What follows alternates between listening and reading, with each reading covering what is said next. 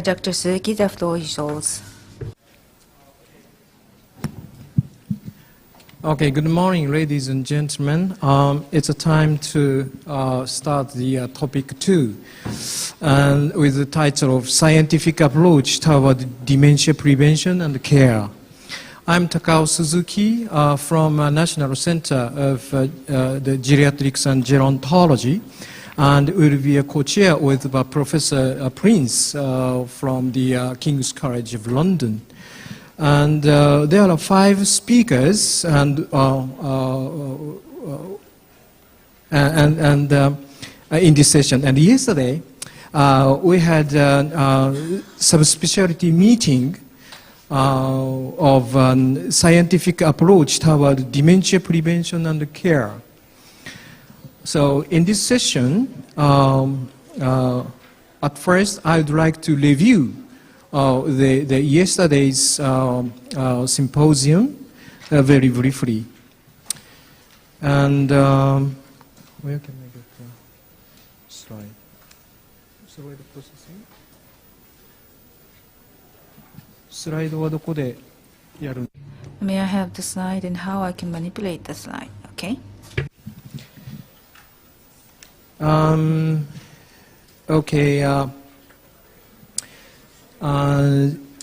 Yesterday, we had, as I told you, 9 speakers, presentator, focusing on the scientific evidence of the prevention of dementia and dementia care. And this slide shows the very basic concept of that session. And there are 2 axes to consider prevention and care of dementia. And one is a time axis from preclinical stage, MCI, clinical and care stage. And also the other axis is the from basic research and clinical and interventional research to social science research. So there are just presentators covering a very wide range of research activity around the world. And not only G7 countries, but also some Asian countries where they are facing the aged society very rapidly. So from now, I would like to introduce some main points of each presenter yesterday. At first, Professor Prince, it's much better from his report by himself is much better, I think. But anyway, Professor Prince gave us a presentation first yesterday, and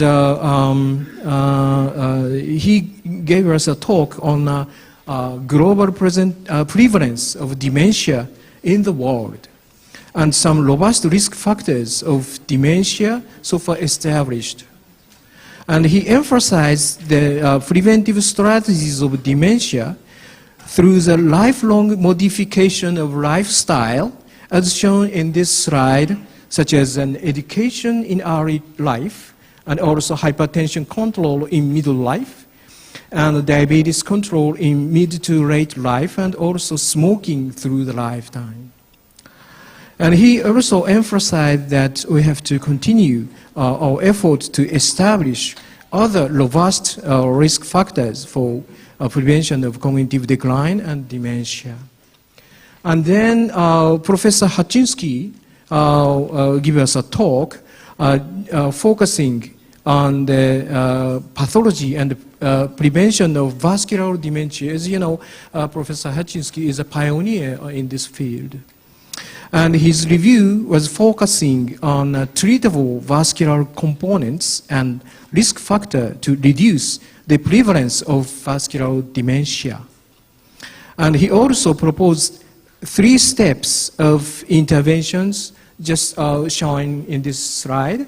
The first is identification of risk factors, and second, enhancing motivation, and third, involvement in the society.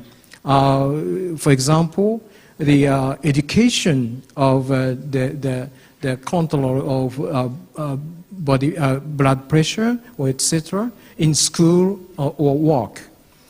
And also supported by IT technology should be very important. And social media environment. So he proposed these steps for the interventions of, for the prevention of vascular dementia through the lifetime. And also Professor Yanagisawa, he is his major concern is the pathology of Alzheimer's diseases in the brain. And he gave us a talk of a preemptive therapy in preclinical stage of Alzheimer's diseases yesterday. He showed major research question in this research area. That is, how should we know the pathological change before clinical onset?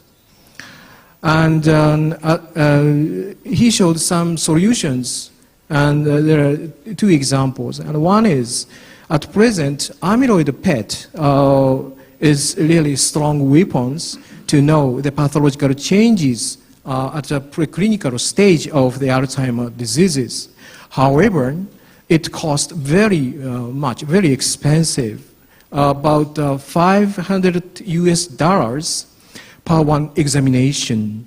And another one, which is now developing, is by simple blood test with very low cost. He says it's just 10 cents per one examination. So the cost effectiveness is really nice. But it's just ongoing research, and in a week or two, the detailed method and data will be present, will be open in the public. So next slide is Professor Shimada. And Dr. Shimada introduced the randomized control trial for the MCI elderly living in the community in Japan. And they developed the Cognisize as a very strong intervention tool for the prevention of the cognitive decline of the elderly people. And this randomized control trial showed that such an Cognisize or brain stimulating with exercise is really effective to prevention, to prevent the decline of cognitive functions among the elderly people. Also, there are two professors from China. One is Professor Chen from Taiwan, and also Professor Piu Chan from Beijing, China. And Professor Chen from Taiwan introduced their trials of dementia prevention and its related policy in Taiwan. And he now organized a nationwide randomized control trial to validate the clinical effects using integrated intervention programs, as shown here, physical activities, cognitive training, dietary counseling, and also chronic disease management. And they are now planning to develop social marketing strategy based on these scientific trials. And also Professor Chen from Beijing, China, also introduced their current status of dementia and challenging issue, including the construction of big data through the whole country of China. And from now, there are three presentators we had yesterday's session, and their major concern is the sociological treatment or sociological aspects for the care of the demented person. And Professor Brucker, she is now a leader of person-centered care established by Dr. Tom Kitwood, as shown in the slide. And the gist of person-centered care she presented was, as shown here, BIPs, values people, individual needs, and perspective of service user, and supportive social psychology. And she also introduced some intervention result regarding the improvement of quality of life and also reduction of antipsychotic medications. And then Dr. Stoke, he also mentioned about the person-centered care for the elderly person, for demented person, and particularly focusing on the reduction program of medication by effective training programs, which reduce the number of residents with dementia in care homes prescribed anti-psychotic medications too.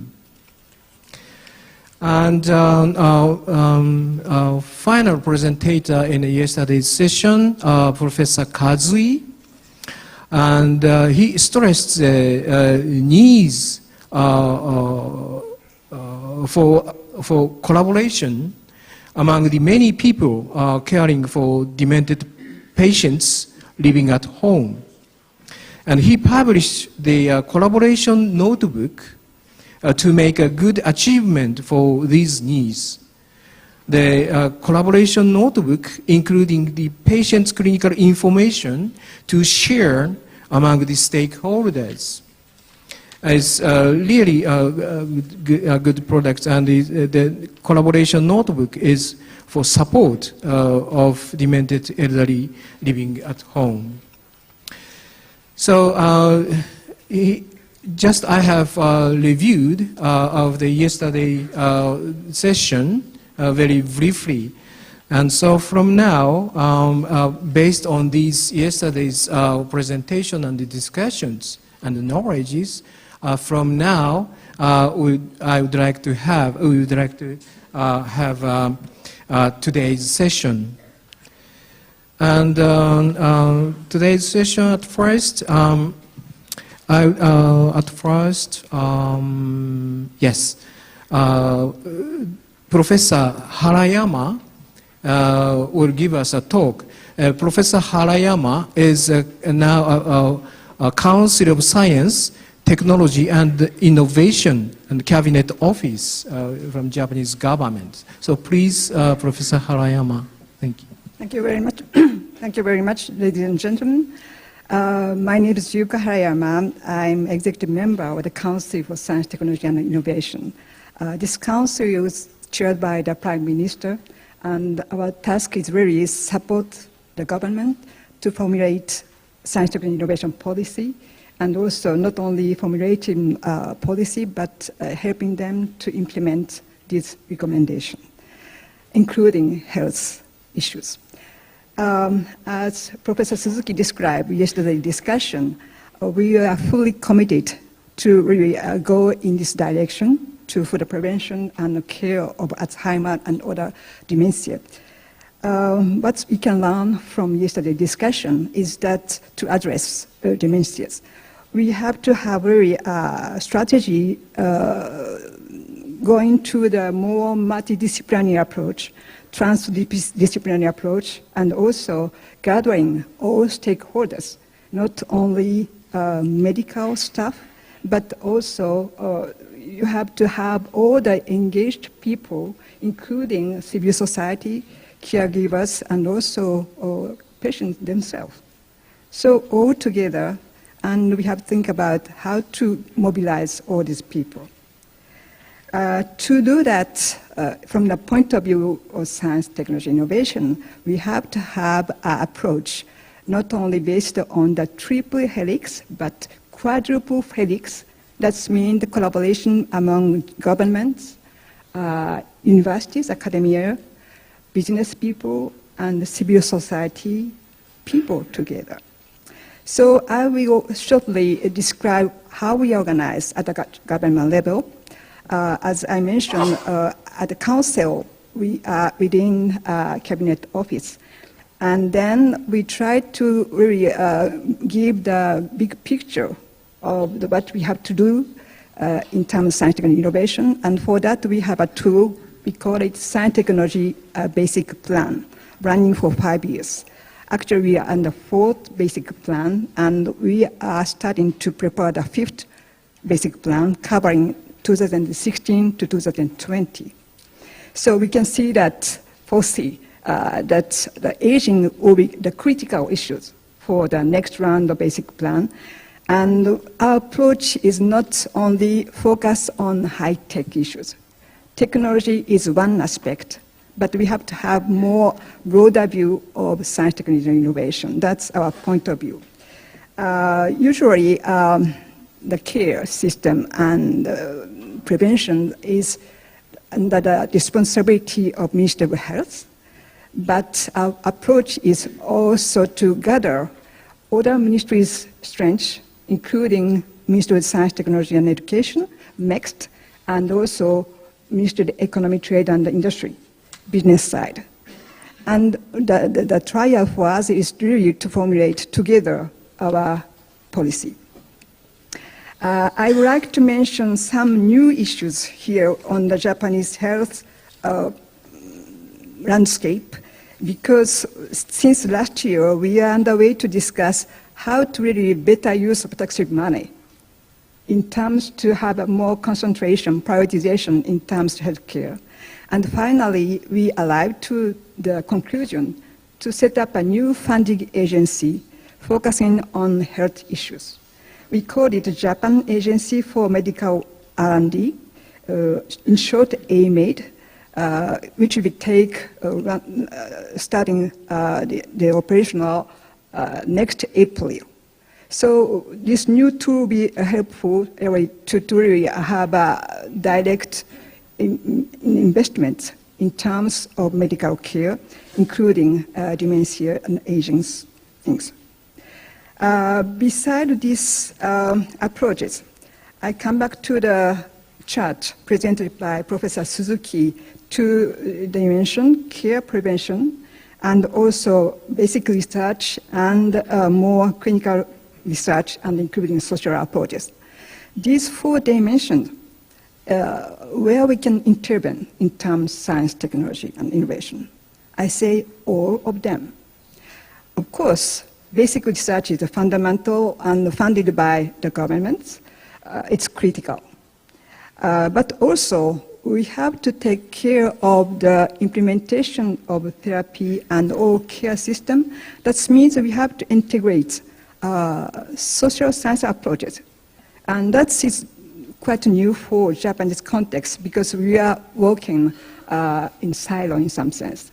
And make them work together is a very difficult task, but we have to address these challenges.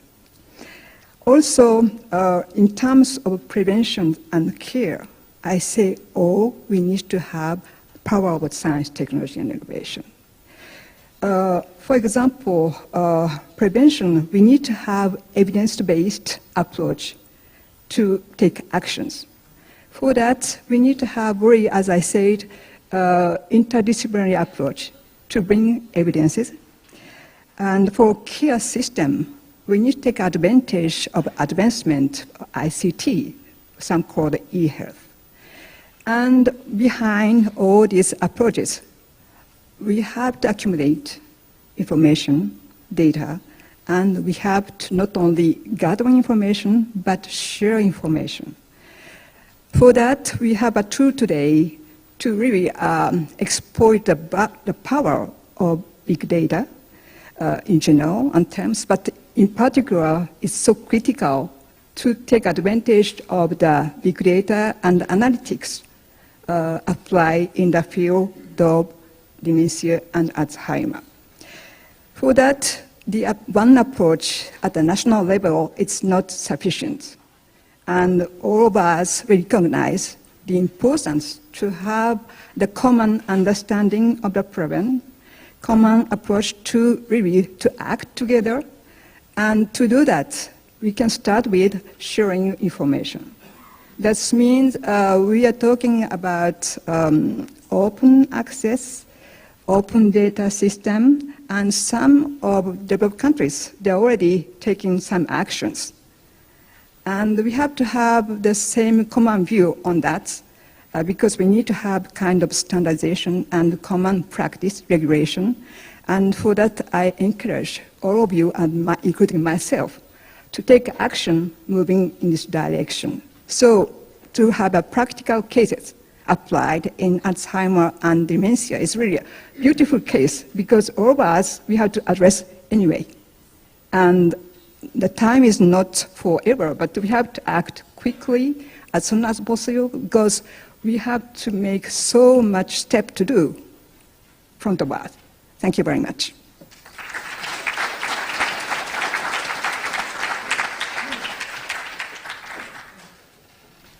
Thank you very much, Dr. Harayama, for a wonderful presentation that show the government strategy for the scientific research concerning about dementia. Thank you so much. And next speaker is Professor Mori. He is now the professor of Osaka City University School of Medicine. And he will give us some basic research on some dementia. Please, Professor Mori. 鈴木先生、ご紹介ありがとうございます。 Thank you very much for your very kind introduction, Professor Suzuki. The title of my presentation is Efficient Prevention of Dementia Based on Medical Evidence and a Financial View. The number of people living with dementia, according to last year's report, it's over 4 million. It's a lot of people. And in 2010 already in the US, the number exceeded 5 million mark. And towards 2050, the number increases to 13.5 million, according to one forecast. The issue of dementia is very big. And then there are two important issues, in my opinion. One is people living with dementia or patients, and then another is the family members' sufferings.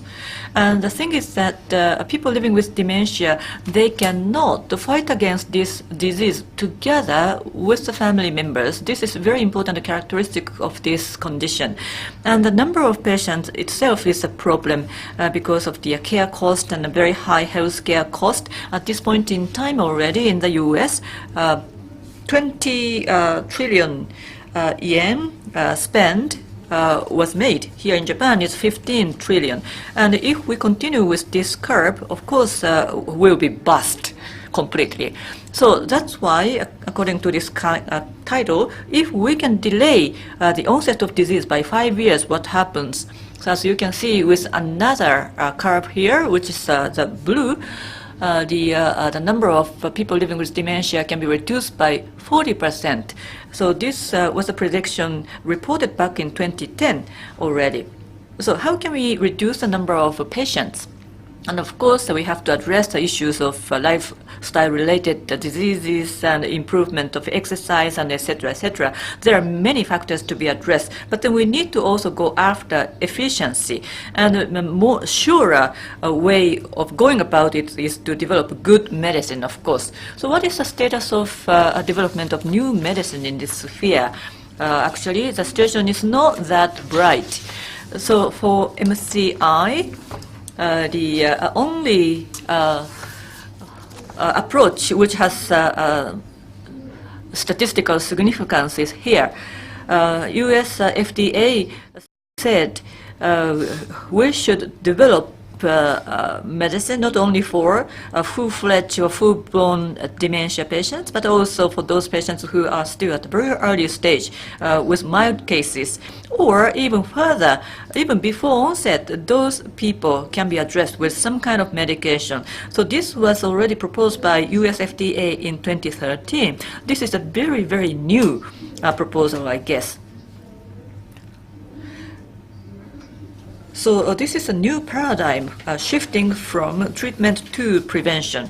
I think this is probably the most important message which has been communicated by US FDA in this area of health condition. So how can we provide treatment to those people who are even before onset? So pre-onset, We never know whether the onset will be tomorrow or in 1 year. We don't know. But then this has been clarified by the research called ADONI research. On the horizontal axis is time, and on the vertical axis is biomarker abnormality.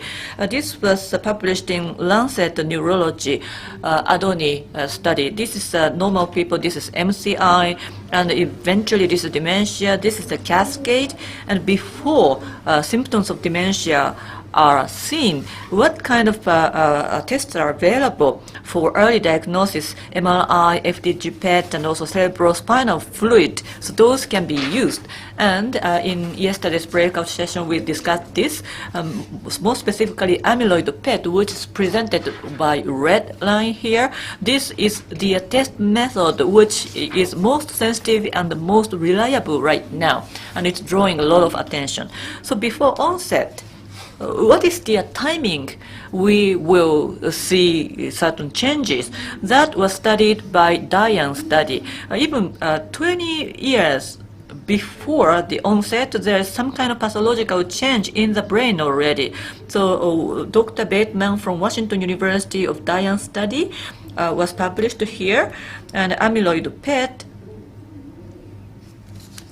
shows the brain at the onset. This is 5 years before, 10 years before, and this is 20 years before. Meaning that this amyloid imaging, if we can obtain this, we can predict the onset of this disease in 5 years, for instance, with a pretty good certainty. And this will give us some idea of when to start medication. So what kind of medications are available right now? With this slide, I'd like to cover that topic. These ones in black, that's our ADONI project and Diane study. These are observational studies. Light blue ones, the A4 study and Diane and Banner and API studies. In all of these clinical research, new drugs were tested, different from the concept of the older drugs. So with these new drugs, these are the studies that are ongoing right now. Some of the projects have been just planned and not been carried out yet. But then these are the new approaches that are emerging this year, last year, and this year. These are really at the forefront of the medicine in the United States. But here in Japan also, since about 5 years ago, here in Japan we also started ADONI project and the Diane study also this year in 2014. Actually, the Ministry of Health gave us an approval to promote this Diane study as well in Japan. So Japan is making great effort to catch up with the US in this respect. So these advanced medicine, there may be some progress out there, but what is the actual clinical status right now? We have 4.62 million patients of dementia here in Japan, and there are 100,000 GPs seeing these patients. It's not all GPs in Japan, but as Professor Dr. Yokokura presented yesterday, we're hoping that there will be higher involvement of GPs in Japan, involvement in dementia. As you can see here at the bottom of this page, what is suggested is that the two societies in Japan are training to foster dementia specialized doctors. Right now, 1,800 doctors have completed this training, and those specialist dementia doctors can actually provide some support to the GPs working out in the field. So this is pretty characteristics here in Japan, and this will bring about a higher diagnosis rate and a higher accuracy of diagnosis. And we now have very precise treatment guidelines available here in this country. This is my last slide. So this clinical stage is within this red circle, early, middle, and late phases. And then medicine and social care put together, this combination is where we are good at here in Japan, but we are a little bit lagging behind medical challenge, which is really advanced medicine, including preventive medicine. So this is where we want to spend our effort. And for dementia care, we need to have seamless care. So this terminal care is very important, including tube feeding and also real terminal care. I don't think any country has made great progress on this front.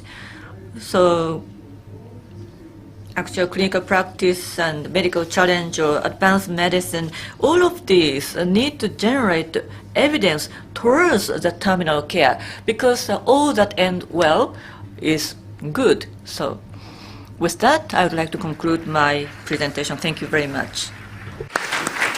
森先生どうもありがとうございました。Dr. Mori, thank you. You talked extensively the results of the state-of-the-art research in the world and in Japan. And from now, Professor Prince will be a chair for other three presentators. Thank you. So it's my pleasure to introduce the next speaker, who is Professor Philippe Amoel. And he is the General Director of the Fondation Plan Alzheimer from France. And he works at the Hospital Universitaire at Lille. And he's also a specialist in epidemiology and molecular epidemiology with a particular interest in cardiovascular disease and dementia. Philippe. Thank you, Mr. Chairman. I would like first to thank the organizer of this incredible meeting just to invite me to present some ideas around what collaboration across countries in research could be.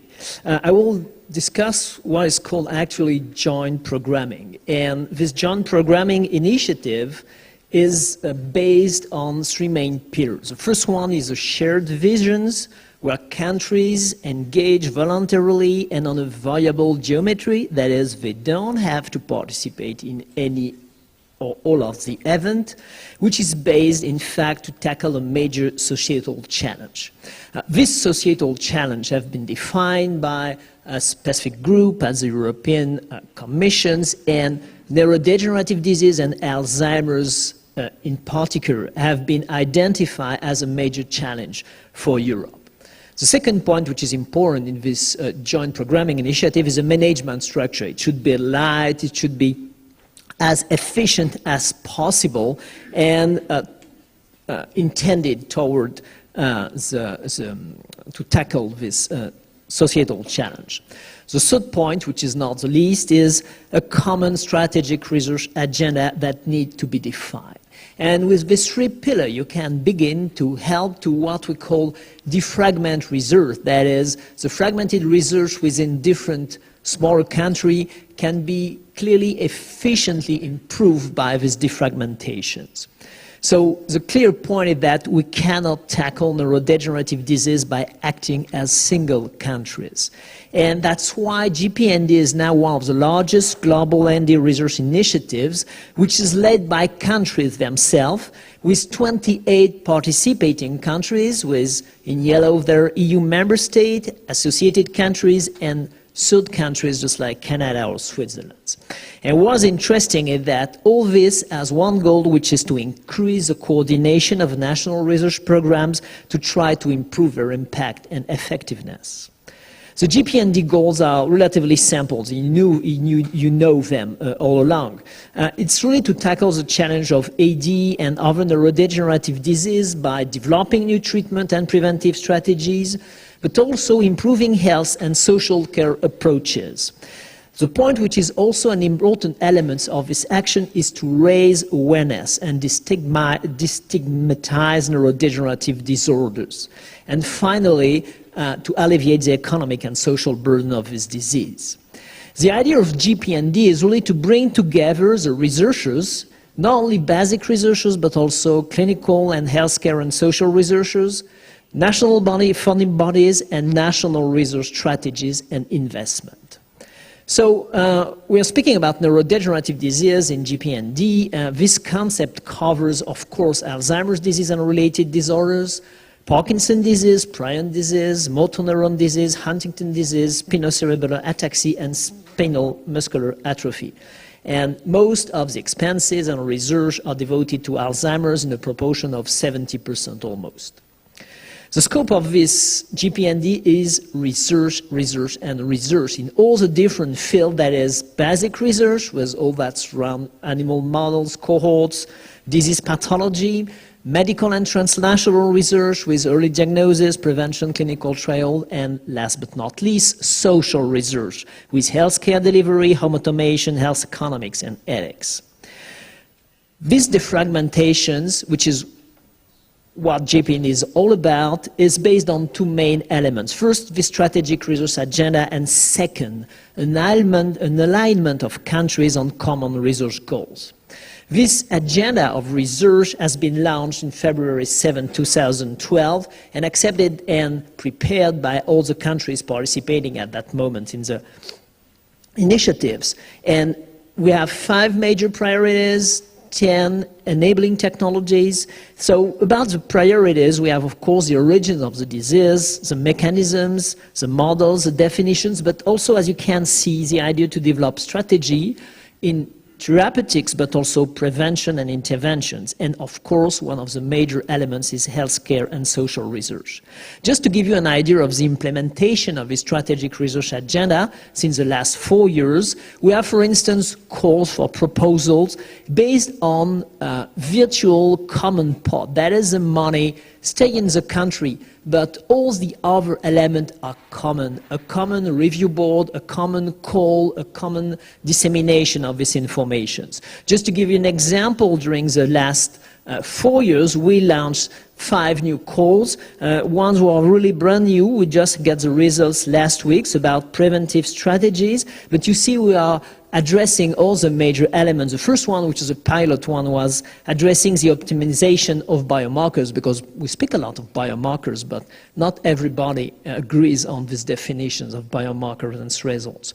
We have also another initiatives in this GPND, which is what we call the Center of Excellence in Neurodegeneration, which is led by my good friend Pierluigi Nicotera in Germany, and allows different excellence centers to work together, to exchange, and to better participate in collaborative projects. Just to give you an idea of the statistics around these calls, you can see that the number of total proposals we received was 213, with a requested budget of 157 million euros. Finally, the number of proposals supported was 30, with 60 million euros coming from all these different countries. That is a success rate of 18%, just to translate the quality of this research and the need we have in these research fields. Just to give you an idea and the flavor of this is our last call, which was intended to support preventive strategies. And we supported 5 big projects. All these projects are international, based on international cooperations. We have, for example, MIND-AD, which is a multi-modal preventive trials for Alzheimer's disease toward multinational strategies. We have neuroexercise, the effect of an extensive exercise program on the progression of mild cognitive impairment. All these different programs are based on state-of-the-art methodology and just try to make the research improve and give informations and new measurements elements. What is also a consequence of this is we try to encourage deeper level of collaborations, and we are using social networks. So we set up with Induct GP Online partnering tools where scientists can work by groups, by ideas and exchange. And they all pointed that each of our call is announced very far in advance. For instance, we're announcing now the call of next January to allow the researcher to begin networking and to be ready when we will launch the call to be able to answer on a very positive manner. We have also in these actions what we call alignment groups, how to align our research strategies. We have different groups dedicated to national strategy, basic, but we have also action groups or alignment groups based on very specific questions, and I identified 2 of them. One is assisted living technology and the other one is palliative care, which is an important question where research is a bit lacking. All these action groups deliver recommendations, and based on the recommendations, DPND countries just try to support new axes of research. Just to give you an example, Assisting Living Technology is a program which is run by the European Commission in different countries, and in these different calls they have had on chronic conditions, self-serve society, home care, occupation and life. We have identified 30 programs which are focused on dementia among the 150 AAL projects funded, really for innovation for future. On the other hand, one of our latest action group is about palliative and end-of-life care for neurodegenerative disease. It's clearly a question which has not been efficiently addressed until now, and it's really distinct from cancer palliative care. It needs advanced care planning, family involvement. It's related with cognition problems, difficult prognostication, and it raises important challenge: how to shape palliative care through stage of disease, place of care, key transitions more generally, how to optimize care delivery through appropriate timing and integration of expertise. This action group has been met in June, if you remember, in the Netherlands under the auspices of Jacqueline Hoogedam, who was present there. So the last point, which is our partnership with European Commissions, and the idea is really to establish a program of co-investments based on these scientific programations to increase and leverage the value of these investments. We have synergies between GPND actions and Horizon 2020 programs.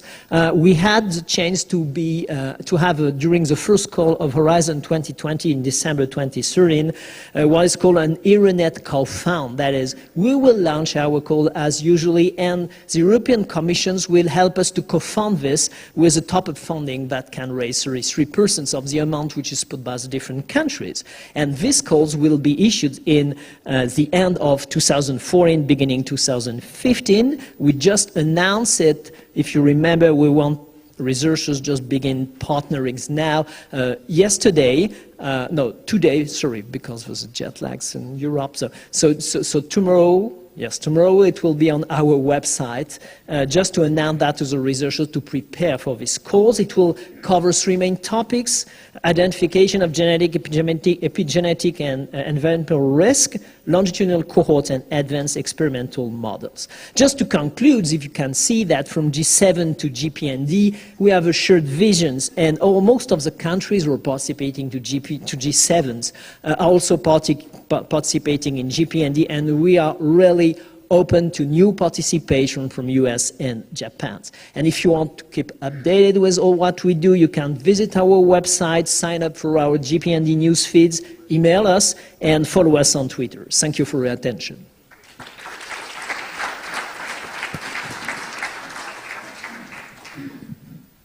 So thanks very much indeed, Philip, for that inspiring account of how countries combining together can both be very strategic, but can also bring very large sums of research funding to bear to answer some of the big questions that countries on their own may not be able to address.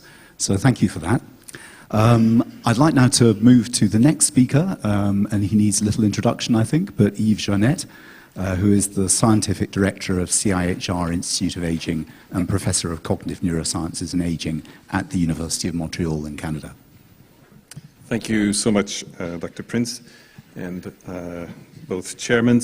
Canada is certainly a very strong supporter of what you heard in terms of collaborative research. And I would like to compliment the presentation by Professor Amouyel in order to share with you how we see the extent to which we need this integrated collaborative approach.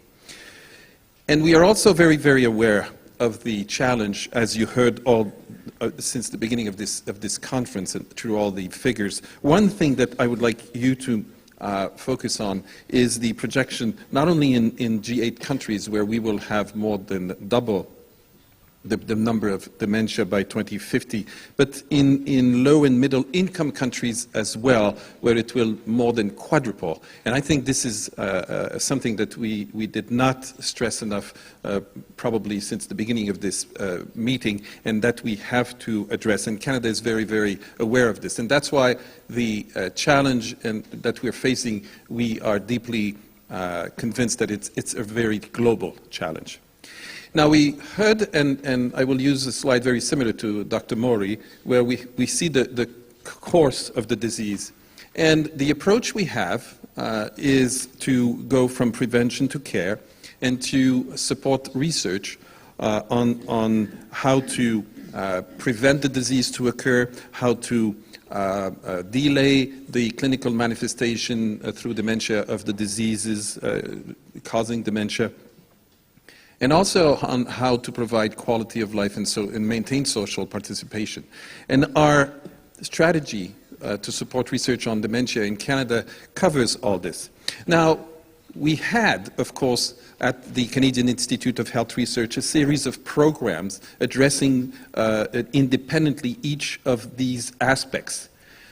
The point we wanted to make with the new approach we just integrated recently is to have researchers from all these aspects work together above and over what they're doing in each of their field. So bring disciplines together, have a collaborative effort, bringing together all the researchers from the different universities in Canada, from the Pacific to the Atlantics, to bring together researchers from all the neurodegenerative diseases, as Professor Amouyel says, because these different diseases are in fact a large continuum of diseases and they inform each other, and of course from purely proteomics and genetics aspects to the social aspects, and bringing them as well with partners, stakeholders, including industry, including patients' associations, including policymakers, in order to really focus the effort on the real needs. And this is how we introduced the Canadian Consortium on Neurodegeneration on Aging. More than 360 of the Canadian researchers brought together in a single space. They have support in each of the research they're doing, but they're reunited now in a very collaborative, integrated manner. Dr. Berkman yesterday, for those who were at his presentation, showed this slide, which exemplifies the 20 teams that are making this consortium. And as you see, there's very basic science, but also basic science linked with lifestyle and nutrition and exercise, so bringing together all the aspects of prevention and the mechanisms. There's also the secondary prevention, and Dr. Ashinsky presented on the vascular dimension, and we believe it's very important, so there's a team there. There's also cognitive activity and rehabilitation that can prevent and delay the disease itself in an integrated manner. And then there's a very important dimension on care, where aspects of gerontology are looked at, aspects of the integration of the health system, how to best have and deploy a health system. And Dr. Bergman, in fact, yesterday shared with you a community primary care-based delivery process to people with dementia in at least one of the jurisdictions of Canada. But there's also a very practical thing, like driving in dementia. Which is a very important aspect and question in a large country like Canada, where if you lose your driving abilities, you lose your social connectivity, in fact. And there's also very specific aspects for the Indigenous and Aboriginal population of Canada, where dementia resonates in a very different way than in the rest of the population. I want to mention that there's a number of transversal topics to all this effort. And one important aspect is women in dementia, and I don't think this has been mentioned enough here, that 2/3 of people with dementia are women. And the Canadian Consortium has committed itself to have gender and sex integrated in all the research throughout the consortium, including in the animal models, in order to better understand this gender and sex-specific difference. There's also a number of platforms, so I would be happy to describe this furthermore, but for the respect of the time here, I just wanted to give you a taste and a flavor here. But that's not enough. And organizing our country, we thought, was not enough. And that's why we strongly believe in the JP&D approach, among others, that was just described, because we are also supporting very strong collaboration with the rest of the world. And you have here the programs we're involved at this point. There is the JP&D as well as the Cohen program with Europe. There is program with the United States. There is also, we have joint support for research of Canadian researchers as well as Chinese researchers, and we hope to extend this to other countries, and we do want to extend this to Japan, and I will be happy to discuss this in the future with the new organization that is being put in place. And these research are not only on very basic aspects, these are examples of research, and one example is, for instance, research on caregivers. And this research was specifically on the special needs of caregivers to young onset dementia, which is a very specific aspect, but shows, again, the importance of collaborative structures. Now, doing research is one thing, providing evidence is one thing, disseminating this evidence is another thing, and having this evidence available to the public, to clinicians, to policymakers is very important.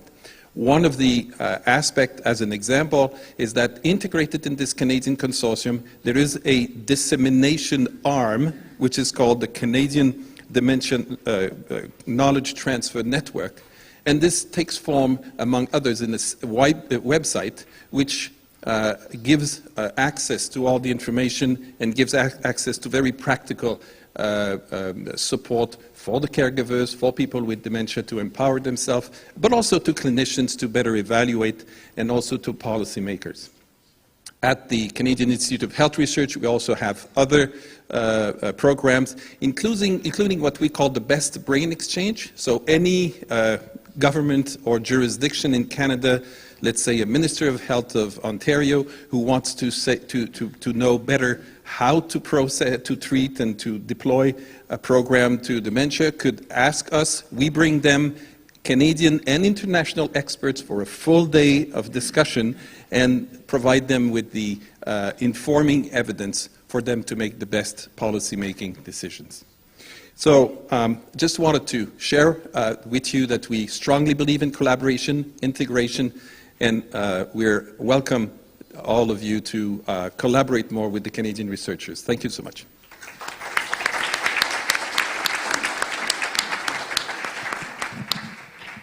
So thank you very much, Yves, for that very interesting explanation of the very forward-looking Canadian approach that I'm sure many other countries can learn from. And I think there's particular interest in the knowledge transfer network and the possibility perhaps of internationalizing that as well. It's my pleasure now to introduce the last speaker before some closing remarks from myself, and that is Dr. Yasuyoshi Ouchi from Toranomon Hospital, where he is, I believe, the president. Dr. Ouchi. Okay. Thank you very much for the introduction, so Professor Martin and Dr. Suzuki, ladies and gentlemen. So I'm a chairperson of the Japan Geriatric Society. So on behalf of the society, I would like to talk on the role of geriatricians in management of dementia from the viewpoint of lifestyle modification. So as already, some doctors have mentioned. So first of all, I would like to introduce some about the Japan Geriatric Society. So Japan Geriatric Society is established in 1959. It's only one scientific society in Japan which organizes the research in the field of geriatric medicine, so dementia, osteoporosis, atherosclerosis, infectious diseases, and geriatric syndromes such as frailty. They also aims at conducting research towards the construction of better long-term care for the elderly. And so a number of members is at present 6,500, and annual society meeting, educational seminars for practitioners and medical students, and publishes two journals. One is Japanese and one is English, Geriatrics and Gerontology International. So impact factor is in 2012, more than 2. So, and also JGS approves both certified geriatricians. So now we have 1,500 in all over Japan. And the important one is, JCS considers that the role of geriatricians in dementia practice is the management of lifestyle and lifestyle-related diseases, including hypertension, diabetes, dyslipidemia, which possibly accelerates the development of not only vascular dementia, but also Alzheimer's disease. So there are three kinds of risk factors for Alzheimer's disease. So number one is unpreventable risk factors, so including aging, menopause, family history, and genetic factors. And number two is medical risk factors, including depression, head trauma, hypothyroidism, and hypertension, diabetes, dyslipidemia. So these three are called lifestyle-related disease. And also, so lifestyle, so including diet, smoking, alcohol intake, exercise. So lifestyle itself is known to be a risk factor for Alzheimer's disease. So what about what lifestyle is good for preventing Alzheimer's disease? So already, so many doctors have already mentioned that. Regarding diet. So the more fish intake and more vitamin C and E intake is effective for preventing Alzheimer's disease, and regular exercise is also good, and so communication and intellectual performances, reading books, chess play, music play, and so on. So Professor Ueki in Jiu Medical School and so our group coordinately surveyed the content of daily foods in Alzheimer's disease and compared to those in non-Alzheimer's disease subjects. And so found that fish intake, so milk intake, so vegetable intake, and fungi intake, and seaweed intake are significantly less in Alzheimer's patients. This is Professor Ueki, and this is myself, so 40 years ago. So we are the classmates of medical school. So he conducted dietary intervention to Alzheimer's disease. So adequate calorie intake, so sufficient vitamin and mineral intake, and fatty acids control. And fish should be taken at over 60 to 90 grams per day, and vegetable 100 grams per day, and fruit at least once a day. And so he found that he followed up the two groups, so diet modified group and control group. So the number of subjects are not so big, but in the control group, so the cognitive function declined significantly for 30 months, 2 years and a half. But in diet modified group, so the cognitive function remained similar, at least until 30 months. So this result indicates that the dietary modification is effective for developing or accelerating Alzheimer's disease cognitive function. So recently, Lil Jones reported that in the effect of vitamin D deficiency for the occurrence of all-cause dementia and Alzheimer's disease. And so they found that in patients, in subjects with the vitamin D is severely deficient, so the all-cause dementia and Alzheimer's disease prevalence are more. But to get the conclusion, we have to do RCT. And regarding the exercise, Dr. Yamada and Arai in Kyoto University have investigated the relationship between the steps per day and cognitive function. Also, they found that patients with mild to moderate Alzheimer's disease, if the patients walk less than 3,000 steps per day, the cognitive decline was significant. But the patient who walks more than 500 steps per day, so the cognitive function stays similar, stays the same. So this clearly shows that regular exercise, even the very light exercise, such as just walk, is effective. So regarding the smoking, the Ikeda in Japan has reported that the risk of the current smokers ranges from 2.2 to 0 to 2.4 for total dementia and dementia with history of stroke and dementia without history of stroke.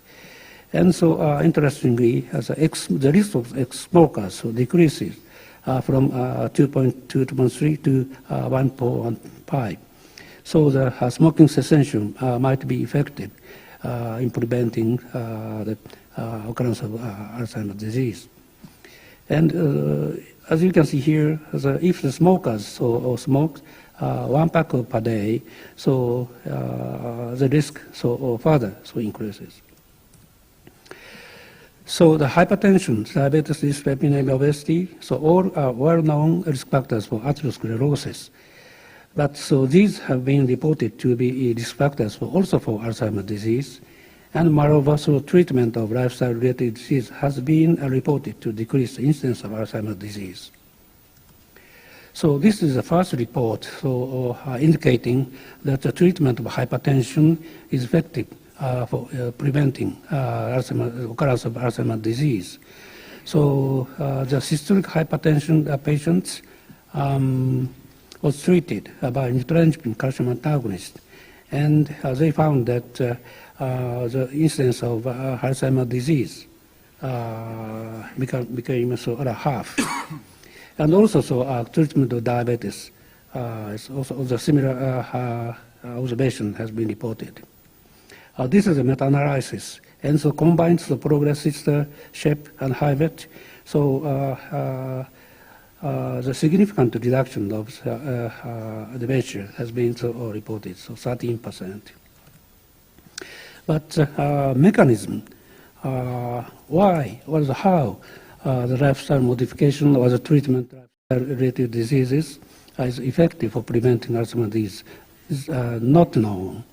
And we are now conducting basic research regarding this issue, the crosstalk between vascular cells and neuronal cells by using a co-culture system. This is the human umbilical vein endothelial cell, vascular cells, and PC12 cells, a model of neuronal cells. And the Hubeck, the senescence of the Hubeck is produced by some maneuver. So surprisingly, so the PC12 cells becomes senescent. So the blue color indicates senescence-associated beta-galactosidase activity, and so the stained blue. So, and in this condition, so in the vascular endothelial cells, many genes for inflammatory cytokines have been expressed. So our hypothesis is, so the vascular senescence or damage, so it promotes neuronal senescence or damage by secretion of inflammatory cytokines. So in conclusion, so lifestyle modification is important for the prevention of both vascular and Alzheimer's type dementia. Although evidence is not concrete, lifestyle-related diseases, especially diabetes and hypertension, should be well treated for the prevention of both types of dementia. And basic research on the mechanism underlying the effect of lifestyle modification or treatment of lifestyle-related diseases may provide a new preventive and therapeutic approach for Alzheimer's disease. So finally, so I'd like to mention about the perspective of dementia practice from the geriatric point of view. So the prevention, so diagnosis and treatment at early stage, and long-term care. So the seamless coordination is important. And regarding the insight from whole body to brain, control vascular risk factors are very important. And insight from brain to whole body, the treatment and care for geriatric syndrome, including aspiration pneumonia, osteoporosis, and frailty, is very important. And treatment and care of complicated diseases in demented patients. So the three specialization doctors, geriatricians, neurologists, and psychiatrists are involved in the dementia practice. But I think that these three kinds of doctors have their own roles in the dementia practice, and you have to these three doctors should coordinate. And also medical and care and social welfare should coordinate. So thank you very much for attention.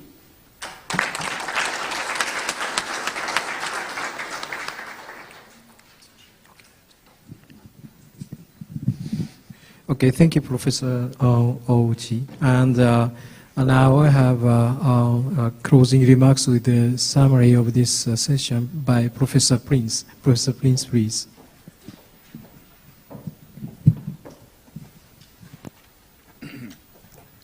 So I don't know if it's fair to call it a summary.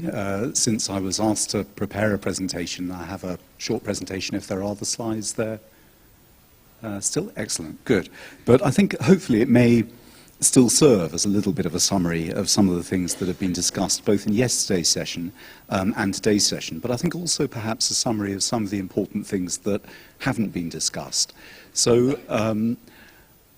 one of the things that I think we haven't focused on so much is what many in the public health field would understand by prevention, which is the primary prevention of dementia. So not the very early detection and diagnosis and treatment of Alzheimer's disease, possibly not even secondary prevention through identification of high at-risk groups, such as those with cardiovascular risk factors or frailty, and concentrated multimodal effective geriatric management and care. So I think with the clinical background that we've had very strongly represented in yesterday's meeting and today's meeting, there's been a large focus on that. But I think we need an uplifting message to give to everybody out there that dementia is a preventable condition. And we need to work out what is the message, and we need to message that message and think about how it needs to be nuanced for different age groups, different cultures, and countries at different stages of health, social, and economic development. So just again to give a quick plug, because Mark Wortman, the Executive Director of Alzheimer's Disease International, has reminded me to say that he has a large stack of this year's World Alzheimer Report that we have recently issued, which is available free of charge here to everybody in the room. And we believe this report to be the most comprehensive, the most critical and up-to-date review of all of the evidence on modifiable risk factors with which to inform population public health, brain health promotion and dementia prevention strategies. So please, if you're interested, to look at that. We feel, having sifted through all of the evidence, that this is essentially the the message, that as we've heard, dementia is a life course phenomenon as far as its etiology is concerned. And so prevention activities need to be started absolutely at the beginning of life to foster healthy brain development through healthy fetal nutrition, child nutrition, and in particular education. And then through the prevention of cardiovascular disease and the more active detection and treatment and management of cardiometabolic disorders. Hypertension needs to be picked up early and treated in midlife, but diabetes and smoking, certainly there's effective prevention there in midlife, but as we've heard from the last speaker, even in late life, giving up smoking seems to actually reduce the risk of the onset of dementia. So that's the message, but how do we actually message this? So I think the first incredibly powerful message is that dementia is a preventable condition. And this is so important and so consistent with some of the advocacy messages that we've been putting out about early diagnosis and treatment. First of all, the myth busting. Dementia is not an inevitable normal part of aging. It's a disease, and we understand its risk factors, and it's actually preventable. And it isn't the case that there is nothing we can do. We can prevent it, and if we can detect it early, we can provide treatment and care. The next thing that stems from this message that dementia is preventable is that it's everybody's business, because it's a life course condition. It's never too early to start preventive intervention measures.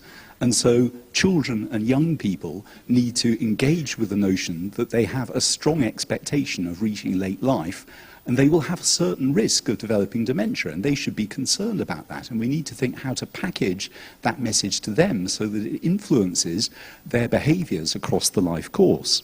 And it's also never too late.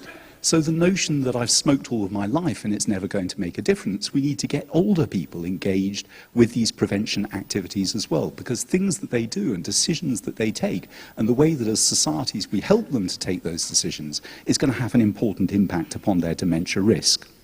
So first of all, dementia is a preventable condition. We need to understand that this is not at all widely understood out there. If we take, for example, the UN Special Assembly 2 years ago on non-communicable diseases, there is no mention of aging in the entire document. There's only one very brief mention of dementia, just an acknowledgement that dementia is an important contributor to non-communicable disease burden.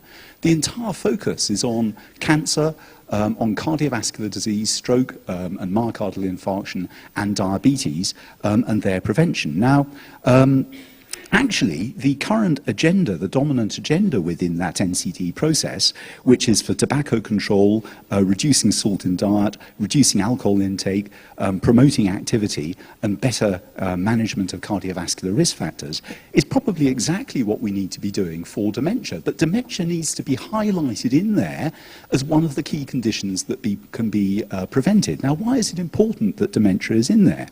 Well, I think one of the really important reasons is that the cost savings, if we can prevent dementia, are actually much greater than the cost savings if we can prevent early mortality from cancer, cardiovascular disease, stroke and diabetes. And governments need to understand that because it's going to energize their activities.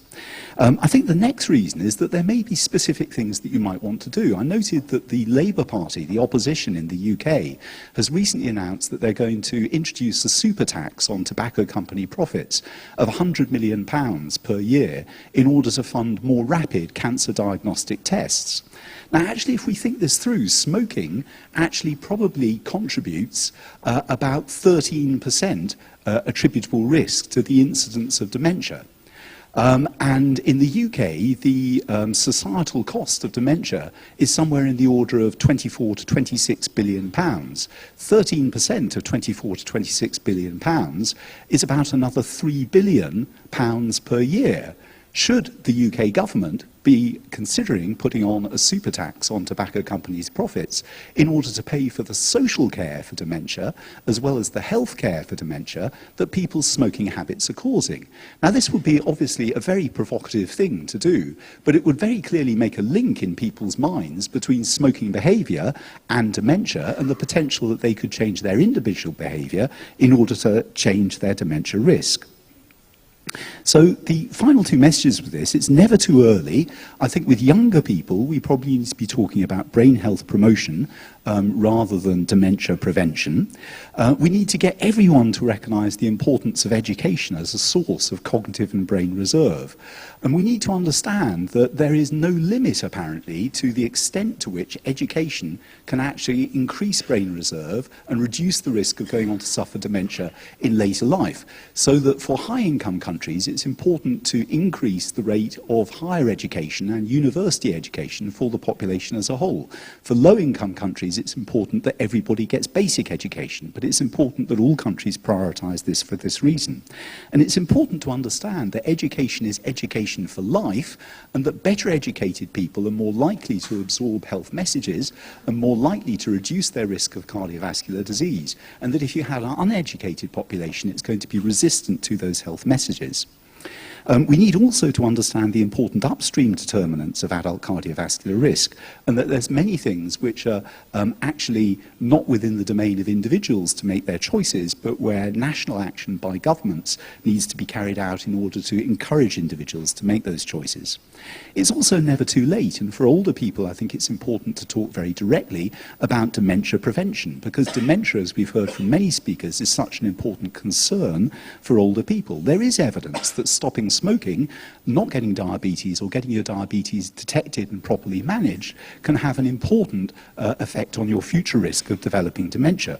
It may also be beyond smoking and diabetes that multi-component interventions like the finger trial that was recently published from Finland showing important benefits of overall active management of cardiovascular risk factors on rates of cognitive decline, that more trials of that kind, which we've heard at this meeting are underway, will indicate that there are wider benefits for example, reducing blood pressure as well as addressing other risk factors.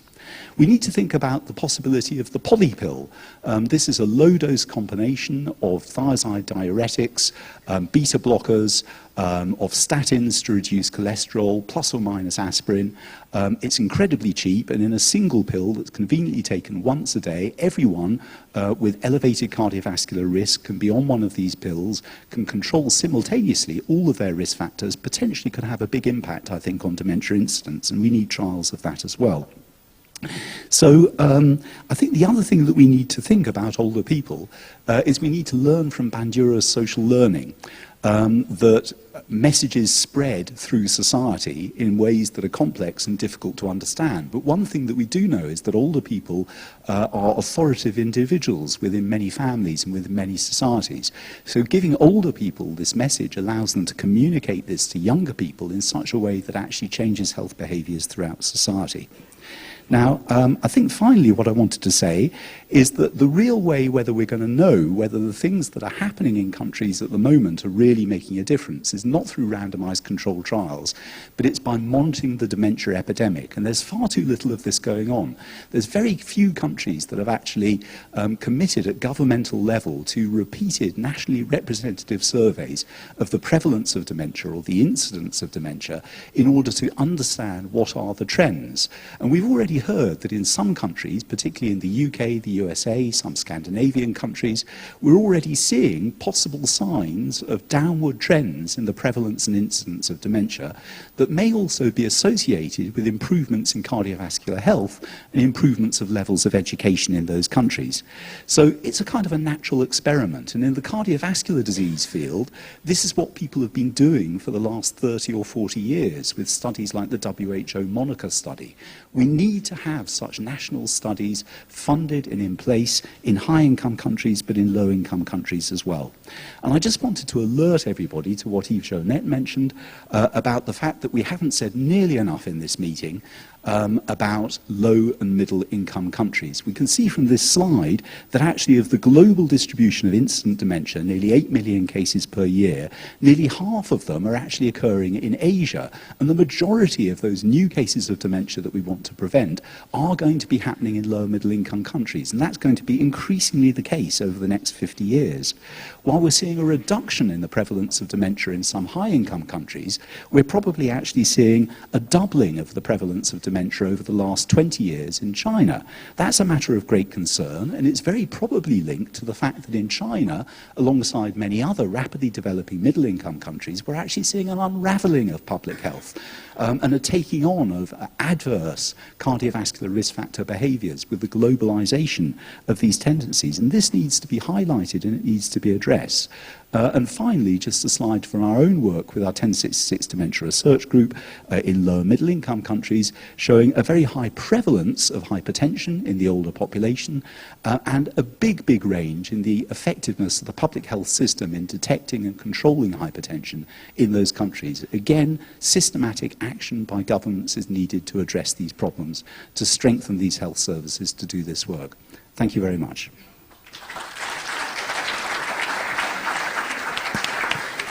Okay, thank you very much for your very strong message on the dementia prevention, that dementia is a preventative conditions. It's very good message, I think. And it's very regret to tell you that we don't have enough time to have a discussion in this session. But I believe that this session is really fruitful for understanding what's going on about the dementia prevention in the world and in any area.